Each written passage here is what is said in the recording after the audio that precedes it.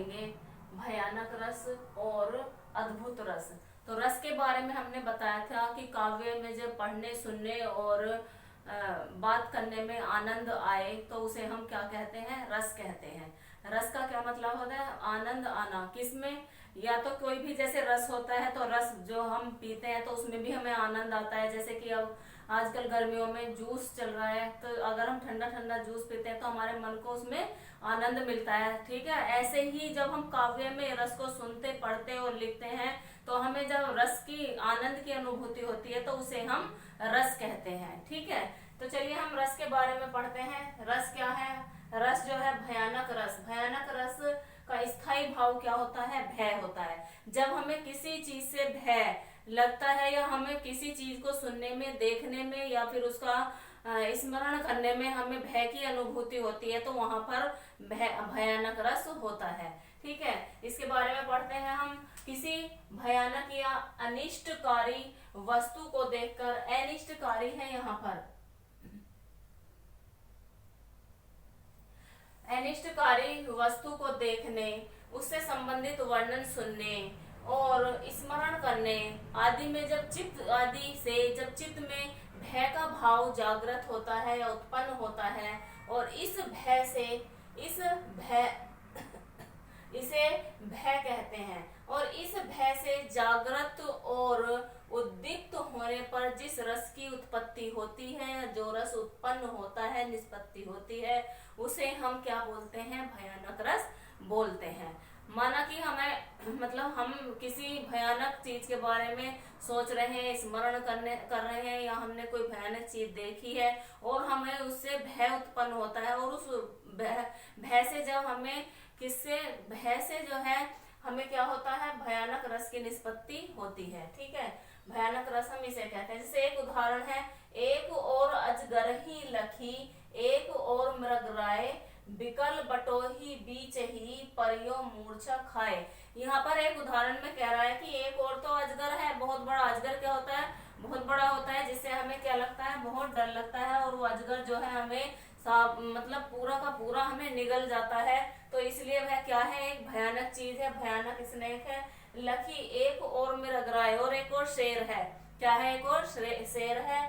फिर बिकल बटोही बीच ही, परियो मूर्छा खाए, मतलब वह बीच रास्ते में ही फंस गया है, बीच में फंस गया है और वह मूर्छित हो गया है, मूर्छा खा के पड़ गया है। तो इसमें क्या है, भयानक रस है, क्योंकि एक और अजगर है, एक और शेर है और दोनों ही भयानक चीजें हैं। और वह क्या है, मूर्छित हो गया है। कोई भी अगर इंसान क्या हो जाएगा, मूर्छित हो जाएगा। किससे, भय से।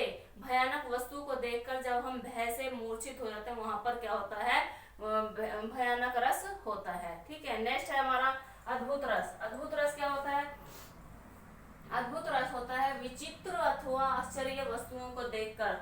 मतलब विचित्र, कोई अलग एक चीज है और आश्चर्यजनक कोई वस्तु है, उसे देखकर जब हमारे मन में एकदम क्या होता है, हृदय में जो विस्मय आदि का भाव उत्पन्न होता है, इन्हीं भावों के विकसित रूप को क्या कहते हैं, हम अद्भुत कहा जाता है, अद्भुत रस कहा जाता है। मान लिया कोई अलग एक अद्भुत चीज है और उसे हमें वस्तुओं को देखकर हृदय में जो हमारे विस्मय, विस्मय मतलब एक अलग तरह का हमें आश्चर्य होता है, तो उसे हम क्या कहते हैं, उसे हम कहते हैं अद्भुत रस कहते हैं। ठीक है, और इसका स्थायी भाव क्या होता है, अद्भुत का आश्चर्य होता है। जब हम आश्चर्यचकित होते हैं तो वो क्या है, हमारा स्थायी भाव क्या है, यहाँ पर आश्चर्य है।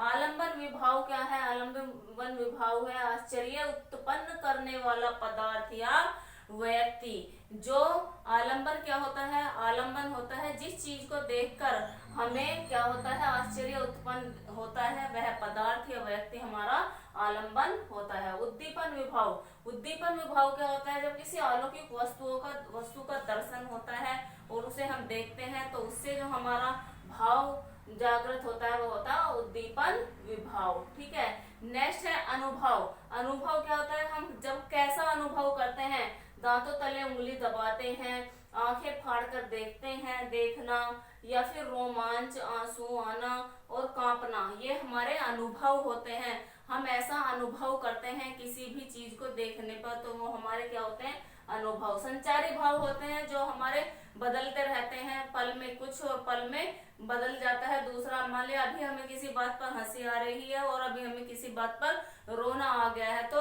वो हमारे जो भाव होते हैं उन्हें हम संचारी भाव कहते हैं।